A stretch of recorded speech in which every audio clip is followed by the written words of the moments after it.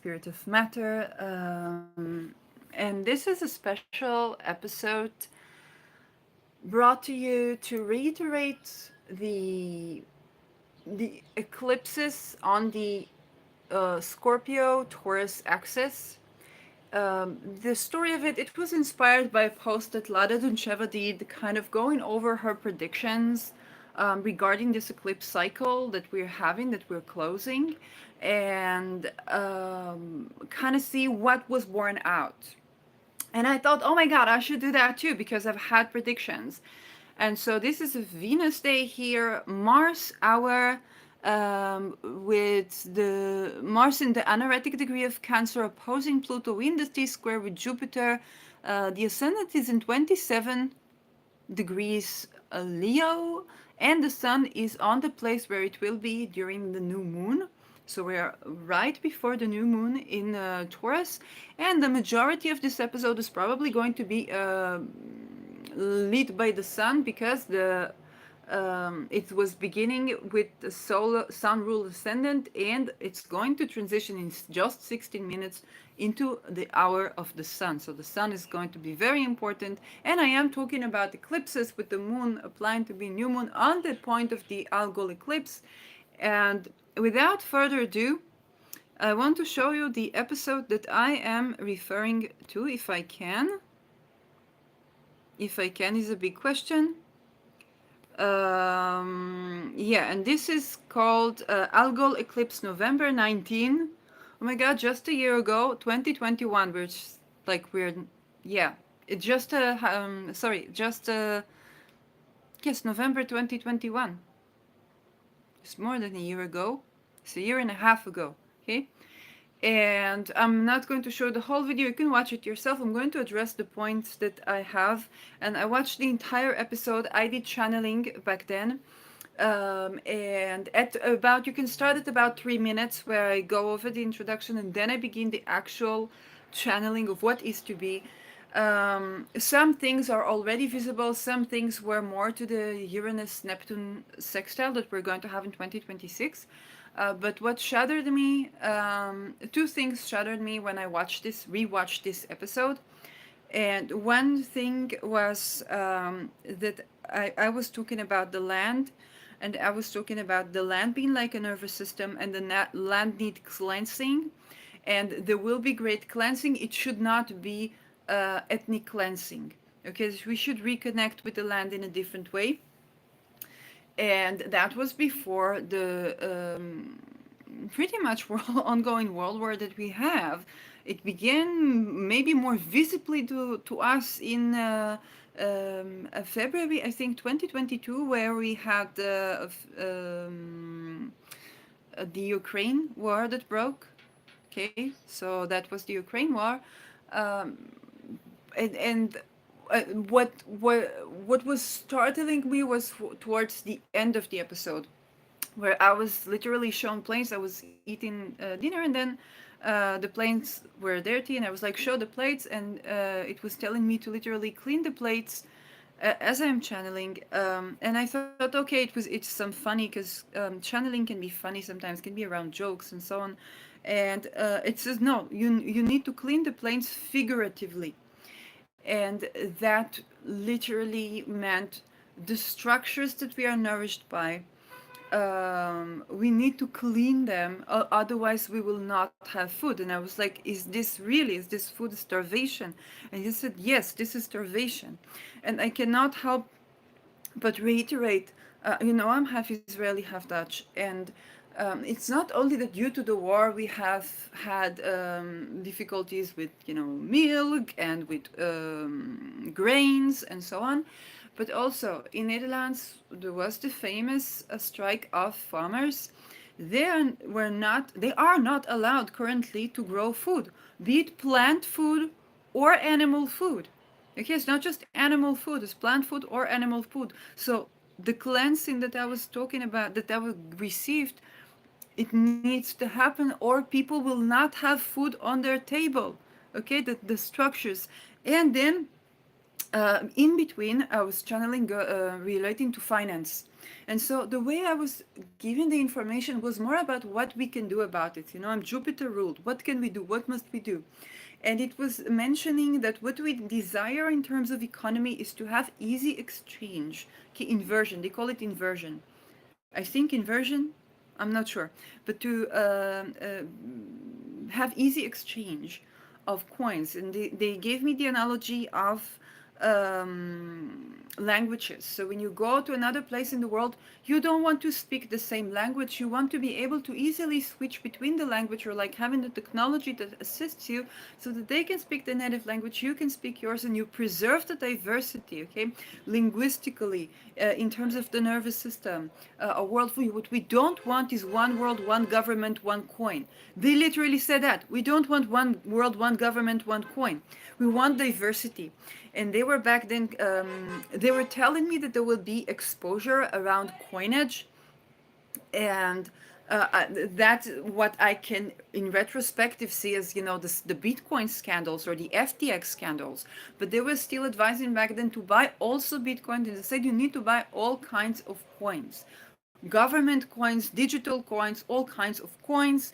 They were mentioning Ethereum back then. I don't know if that's relevant, not relevant. Um, and to be able to exchange the coins, as that would give you more holistic redistribution, or thorough redistribution of wealth. Again, they were mentioning what to do. And in those things, it was important to reiterate the danger of hunger, okay, of starvation, literally. And unfortunately, there are a lot of patterns that go in this way. So I was stricken by how many of these predictions were borne out. Um, okay, governments stopping crops and animal food from growing. That leads to a raising of the food prices. That, of course, also leads to starvation already, depending on the person and the economic status and so on and so forth. So there was definitely a calling to not be nourished by governments, but you know, within range, it's not as possible for every person. Um, and the structures, that we need to clean the structures, to clean the plates. Another thing that came up was regarding two women, that we're going to have both Jupiter and Venus are going to play significant role. Venus is having the 8-year cycle, in which we are going to reassess our beliefs about women, and Jupiter is our beliefs. And indeed, when I think about the Venus Cazimi that was in, we had a Venus Cazimi in Libra this time, but by the time that Venus was visible,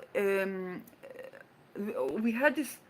Oh, we had this Venus Cassimi. If I'm not mistaken, Jupiter was involved, and Jupiter was rising in Sagittarius. It was becoming visible in Sagittarius. So Jupiter was invisible and was becoming visible in tropical Sagittarius. That was related to this Venus cycle, and we indeed had to rethink about our, whether feministic theories or theories regarding women, anything Venusian. So we had to rethink the Venusian. So in my life that was born out in the world, unfortunately we did see things relating to, you know, abortion law and whatnot, that were also women related. And in our governments, you know, some governments had women leaders, but those women leaders were not representative. And they were reiterating something that I totally agree on, being a Me Too veteran, is that we should not idealize the feminine, we should not devalue the feminine, okay? It's not that we strive for a matriarchy. Okay, and this connects for me to Pluto in Capricorn versus Pluto in Aquarius. It's not that we desire for matriarchy instead of patriarchy, it's that we desire that what the rulers will be the people. Okay, so it was aiming towards power to the people, and the people being all kinds, all the margins of society. Okay? Men, women, trans, whatnot. Okay, it's not about. But that being said, on a mundane level, it's more like we're heading to being ruled by the people rather than by men or by women. And that, of course, can be, also a reiteration of what happened in the American Revolution and French Revolution, where rights were given, but not to everyone. Okay, so it's a lot of intricacy to do that. Another prediction that I had to do with the nervous system, and it was talking about the people that cannot go through something like shamanic healing for traumas, or psychedelic healing, or using essential oils, that is the essence of a plant, and so on and so forth. And for those people that there can be technologies of arousing the nervous system, but from the outside, not from the inside, that might be able to make it more accessible for them to change the nervous system and to basically deal with what people call a psychic attack or psychosis. Um, and this is not the Neuralink. So this is something that I believe is more related to 2026. To 2026, because in 2026 we have Neptune sextile in Pluto and sextile in Uranus, and Uranus trine in Pluto. And that is also something that is, we're gonna get a bit of a peak or accentuation of an energy that's already beginning, that is refreshing the filmmaking industry, especially the producers. Okay, because we're heading towards the Uranus contacting Neptune, and so this Uranus sextile Neptune is already in orb. Okay, and for what, by sign it's already in orb, and so we already see this happening, that we freshen up our filmmaking industry so that we're going through more decentralized social medias, and even more decentralized than YouTube or Facebook or whatnot, but forms where it kind of reminds of the times where people had a camera and filmed themselves, and they would watch the films that they were filming. And that is quite refreshing, because there's going to be less and less dependency on producers in the filmmaking industry. Well, post Me Too, that how blessed it is, but also financially. And so um, that is a process that I'm told is already happening. I don't know exactly, but maybe you can tell me. Um, because the algorithms in YouTube and so on, they're not like good enough to sustain that. Um, Anything more that I remember from these episodes? Well, people talking about solar energy. There is enough from the there's enough resources. We just need to redistribute them. Um, and for that to be governed by the people rather than governments, and that is another thing. But again, what really struck me about the predictions that I know for sure were borne out was the danger of hunger unless we clean the plates, as in clean the structures of the system, what we are nourished by, and how can we be nourished by more like a different economy, right? A different economy. And that is one of the things. um, and I guess they were alluding to the universal income thingy, is that we don't want one world, one government, one coin.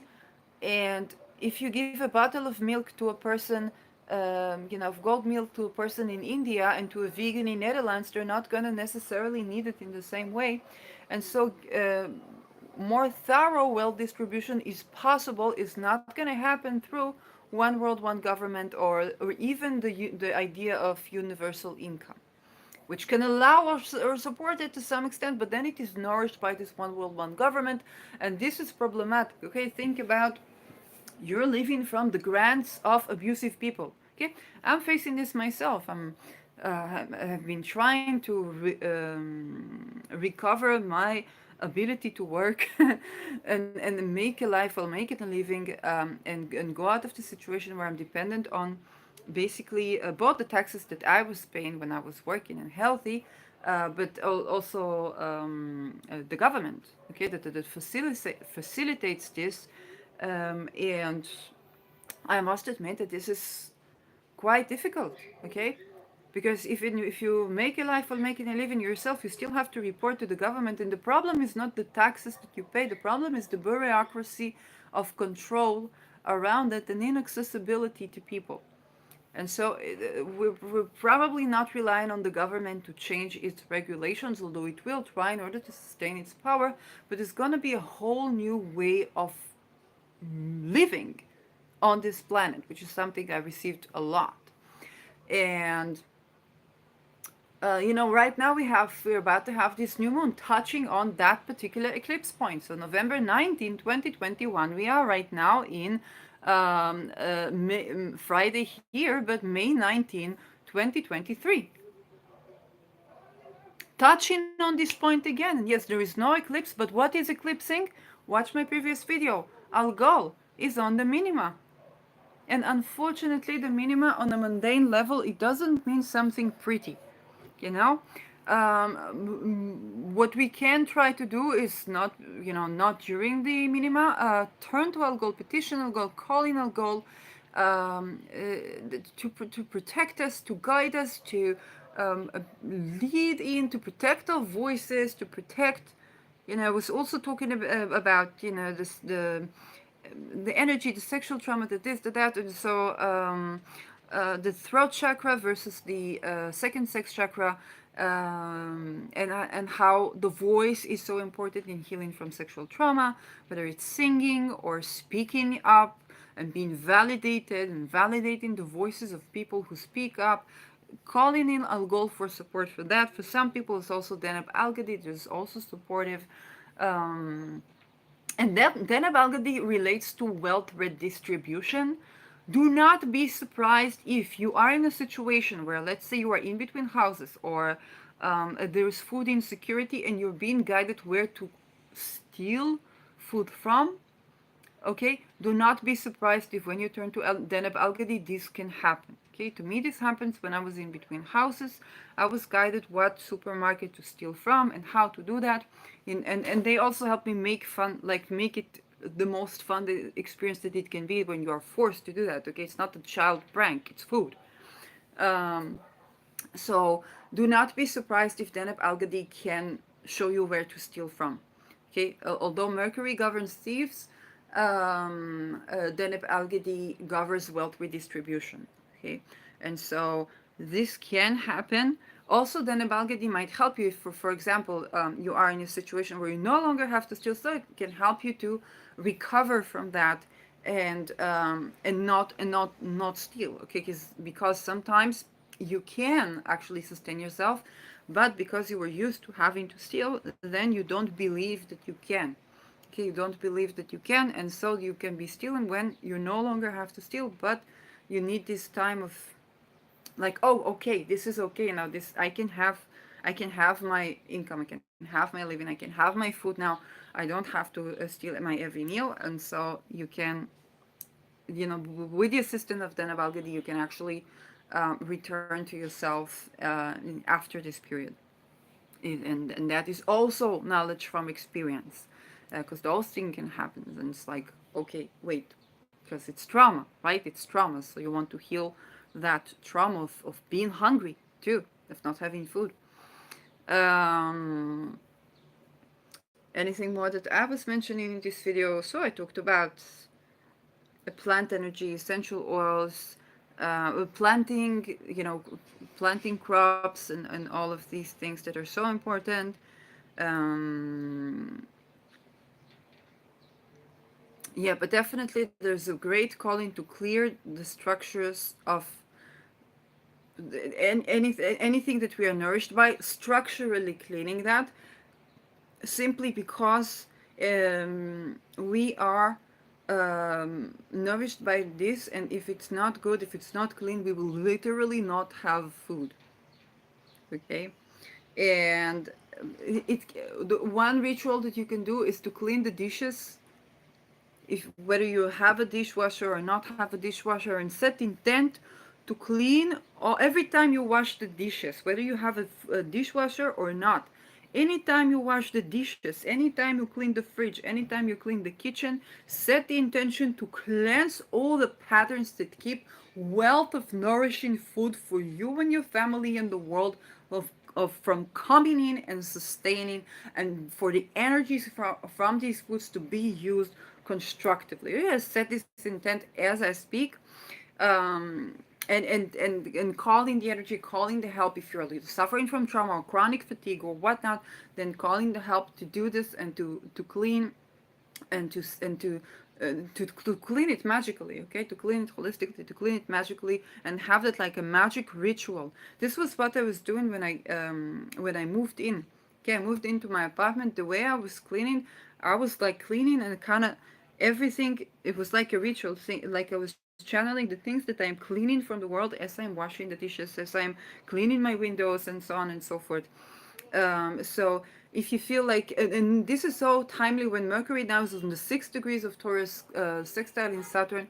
If you have this in daily routine or something that you need to clean up, to do, to brush up, and it takes so long, then other than asking for, please help, I need to do this, please help me to do this, and in time, and so on and so forth.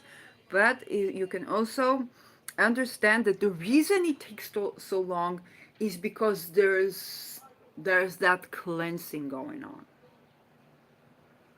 And what you clean is not your dishes, but also, the structures, the governments, the types of people that are not contributing to great wealth and well-being, the place where you cannot make a life while making a living. Okay, we should not be sick and tired of work. We should not be sick and tired. Work is not supposed to make us sick. It's supposed to make us healthy. Think about what is work. Okay, you plant in a seed, you water the seed, you grow with the seed, you reap the fruits, you cook something delicious, you eat it. This is work. Okay, how are babies, brought into life in a healthy process? Okay, you meet people, you have fun together, you fall in love, you make love, you orgasm, you carry a baby, you have someone supporting you during this process, and then you orgasm again, really big time this time, and the baby comes out.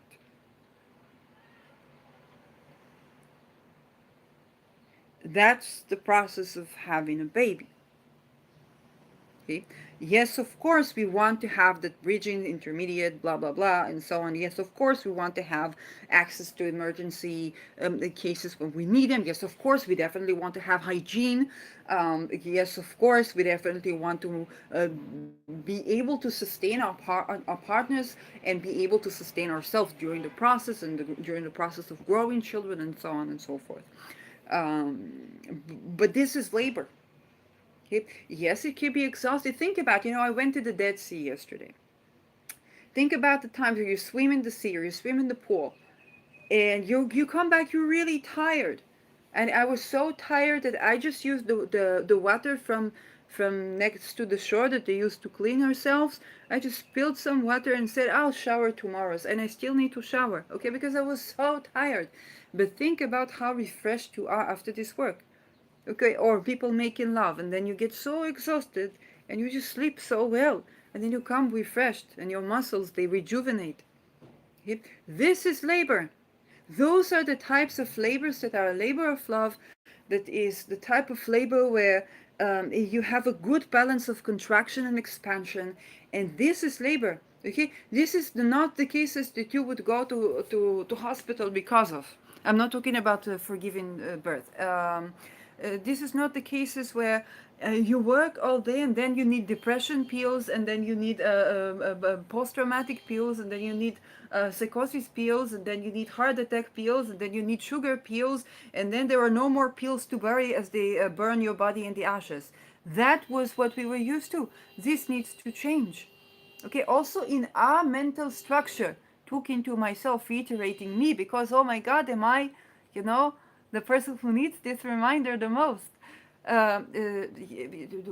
Don't work too hard, and then you won't be afraid of work. Like, this is so me, this is all my life. But I'm not the only here. And the entire working labor needs to be revised. When we go to the land, when we go to the bases, when we go to the plants, it's rather simple. You plant seeds. Some of them germinate, some of them will grow, Some of them will fruit. Okay, you have the flowers now, maize, the blooming season. Okay, you take, if you have three flowers, you take one flower, two flowers, you take one flower. What happens? Another three grows for every flower you picked.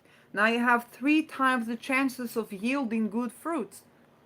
Okay, then the fruits start coming up, and you see what grows, and you take out some of the fruits, and then the plant kind of rejuvenates itself and adapts itself to you and connects to you. It's like, oh, they want these fruits. Oh, they want these big, luscious, sweet fruits. Here, we're gonna give it to them. This is what grows best here. And that's a part of the cycle. Now think about it. When you go and watch. You know how we have this passion fruit bush, and you go and you kind of pick the flowers, and then you make tea or you make oil infused with them.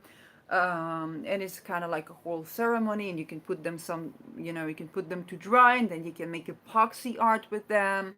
And then the fruits come, and then you can make rituals with the green fruits, and whatnot. And it's kind of like, it's a job, it's you work, but it's not exhausting to you. It's invigorating. It gives you something, and you really enjoy that. That's labor. That sustain us. So what type of labors really sustain our well-being and support and nourish it? That's how we want to make a life while making a living. That's the labors we want to be doing. Okay? And that is also how we clean our plates. We've been pointed out to do more of that thing which is a part of a healthy ecosystem. Because that's where all, when it's our time, it's our time. But while we are here, we are a part of a certain ecosystem. Um, and yeah, and May is also, the month of sensuality and self-pleasure. So what enhances our ability to enjoy sensual pleasure?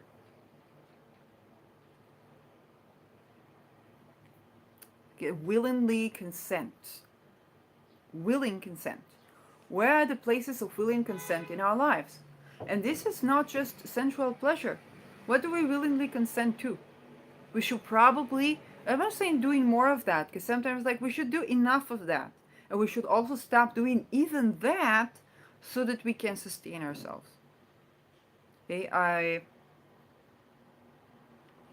don't think I can, it was said in a certain context that I don't want to get out, but think about going to the sea. Okay, you go to the sea, and I was at the Dead Sea, and there was only so much that I could swim. Then I had to wash my face every once in a while because the salt would burn my face, and so I needed to wash my face, and there is only so much that I could do. Even one of my favorite activities, that's to swim. And then there was wind, and so I was trying to swim like in the pool, which is not recommended. But when the water is really still, then you can do it. And I did it on a Friday one day, and I was trying to do it again, and then I had salty water in my eyes, and oh my god! And this nice lady helped me out to the public showers, and then I could wash it from my eyes, and it was okay. But the thing is, if the conditions are not good, even your favorite activity can cause you, stress or harm. So you must also, the things that you really love doing, you must do them safely and respectfully. So it's not just written consent, but also if it's good for you and for as long as it's good for you, which is another thing that I am, the first that needs the recovery of that. So those are the what to do. Okay, what to do, what work to do. Because when you say I am tired of working, you're not tired of all working. Okay, you're not tired of seeing a flower bloom. You're not tired of drinking your favorite tea. Normally, okay, you're not tired of going to the sea. You're sick and tired of being sick and tired, and that needs to be purged. So it was striking to see how many of the predictions were borne out and which ones were the ones that were borne out. Okay, the ones to do with the risk of hunger, the ones to do with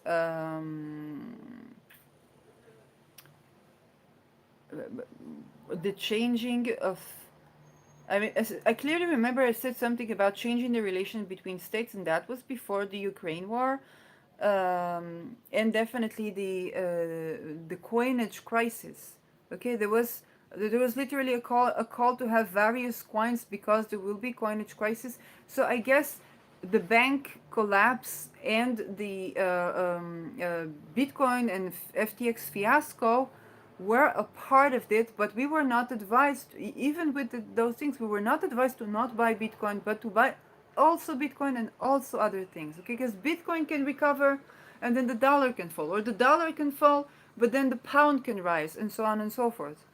Um, we recently, I'm half Israeli, half Dutch. We recently have had a group discussion in Israelis in Netherlands, and somebody moved into the Netherlands, and she said, "I was expecting Netherlands to be cheaper than Israel, but I see this is not happening." And then people are saying for, against, and my initial reaction was so. And somebody said, "Well, you bring me back to the days when the sterling was 8.8 shekels. Okay, and now it is like around 4.5 shekels. So exactly half."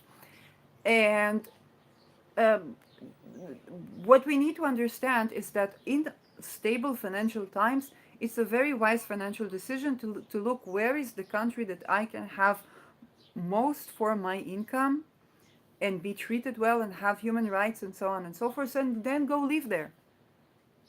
It's what we should do, right? But during these times that are unstable times, the location of where do I live is less financially governed, because one day the prices are like this, one day the prices are like that. Here, Netherlands is a beautiful country. Yes, you go to the Aldi, you go to the, I don't know, then you probably will have relatively good pricing to certain other countries like Israel. But it's not all that much anymore. Okay, it's not all that cheaper, and not because Israel went down, but because the Netherlands went up in the food prices. And B, now that you cannot grow either crops or animal food in Netherlands, then I, I, I don't know how the country do that to its own heritage, because what do you remember from Netherlands? If you go to Netherlands, not just Amsterdam, you remember the cows, you remember the cheese, um, the special food is the cows, is the cheese. The meat is there, but it's not like, of course it's good meat if the cows are walking free and then eating grass, then their meat is going to be very good. I don't think it is anymore the case. And and the views that are lovely, and the traditional clothes, and the tiny houses, and perhaps the culture or the friendliness of people, and that's what you remember.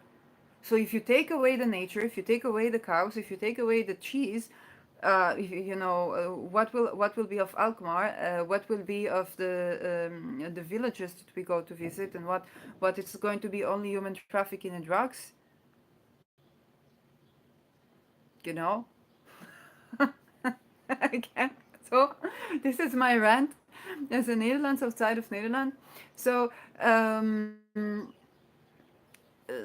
this is a global thing. It's happening in all of Europe. You can watch Mark Bayerski relating to that. And whether you agree, not agree, connect, not connect, he gives you clarity of information. Farmers in all of Europe are being not only paid but threatened to not grow crops or animal food. Okay, but Mark Bayerski is vegan. He's not even caring about animal food. He preaches not to eat animals. But it's not only animal food. When we talk about carbon emission, it's also plants, plant food. People are not allowed to grow it in Europe. Okay, and in the United States, they have problems with the water, with the this, with the that. So, um, and that's government related, in the sense that government keeps farmers from having the resources that they need to grow food. That's a big issue. So, not long ago I saw in Britain someone grew crops for herself and for fed people who didn't have food security. And somebody threw salt on her land, on the entire land. So she thought it's maybe neighbors and so on and so forth. I haven't done a horror on this. Maybe I should try. I don't know how to read one right now, but maybe I should try anyway because it's. I do think about this now, but it's not impossible that it's actually government related. I know people in Israel that do have a yard that they grow trees, and then they see a note from the Ministry of Health that the Ministry of Health was putting something in their trees, like spraying it with something or injecting something that the Ministry of Health saw fit without asking, trespassing into private property. These were not trees that were going to be sold. It was trees for that you grow in your own yard, so it's not like you sell it to grocery stores. It's not even commercial, so they're not obligated to the Ministry of Health in any way, shape, or form. They were just trespassing. It's like, oh, we do this in your favor. Nobody even said anything. And imagine how scary it is, okay? Because there can be all kinds of trespassers. Um, and that is something that unfortunately was borne out. I didn't even remember this video, and I was like, "Do you mean hungry?" Because I thought, it's about me needing to clean my plates more so that I can energetically make way for the new food to come.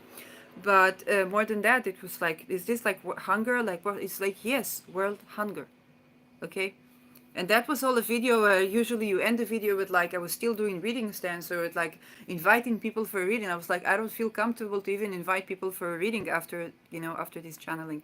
Um, so do you ask, who am I channeling? They said the spirit of the Commonwealth, or probably people that were deceased from the Commonwealth. Um, I think they were saying something about land, something about leaders, but I'm not sure because I know Queen Elizabeth died during these 2 years, so I can't really say like it's not because I don't want to. I just don't know for sure. And as you know, I've had my own thing with channeling, so it's kind of like they take my power back and take this, and I don't know if I was channeling exactly what spirits or what people. I was just experimenting with channeling and doing something intuitive, but then I cannot ignore the fact that these predictions were borne out. Okay, not all of them. Okay, concerning filmmaking, I don't know. I think concerning the nervous system is probably be Uranus the sextant. I'm given a no for that, but perhaps there are already things doing this. I'm given a yes for that are able to arouse the nervous system externally today. I don't know. The technology is not being seen. Okay, that is one thing. And it's not used for good. Yeah, that for sure happens. Like that for sure happens. Um, so this is what I have to say. Um, it was striking how many predictions were borne out. Like I literally kind of predicted not only the Ukrainian war but the crisis around the world, and I didn't. It's not that we didn't know in astrology that it can be something like that, but it's kind of like the channeling about the relations of people to the land and people having to flee, and they really explained that to me, and it's like, okay, what happens? The ground shakes, and they meant it also figuratively. So there are wars and so on and so forth, and then people flee the land, and then they have to use different coins, and that shakes up the whole economy, and the relation of the people to the land. So literally the relation of the people to the land. Okay, in my personal life, I've had a visit to my fatherland, and then came back to my motherland. So for me, it was very concrete, but it was humanity, mundane, and a lot of people will see their homeland differently. Okay. Um, yeah. So I'm not going to try and channel right now, even though I'm excited to do that. I just think it's a different video. But I will try, not for this new moon, perhaps after the energy goes a bit, I will try to do such a channeling for the Aries Libra axis. It's kind of like I'm curious, but I don't know. For the Aries Libra axis, and see what do I have. Um,